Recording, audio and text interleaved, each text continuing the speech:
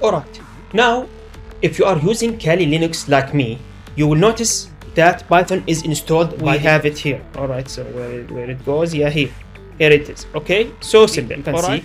Now here actually you can just download. You can see that the brackets here is mandatory, so you need to put them.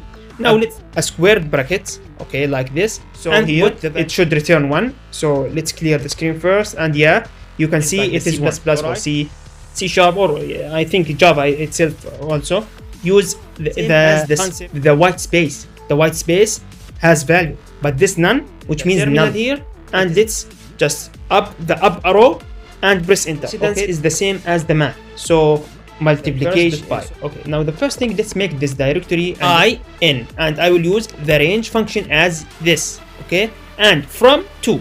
So when we type the type or user plus with password actually, but if I type user, for example 56, okay, so actually it is like this, support item assigned.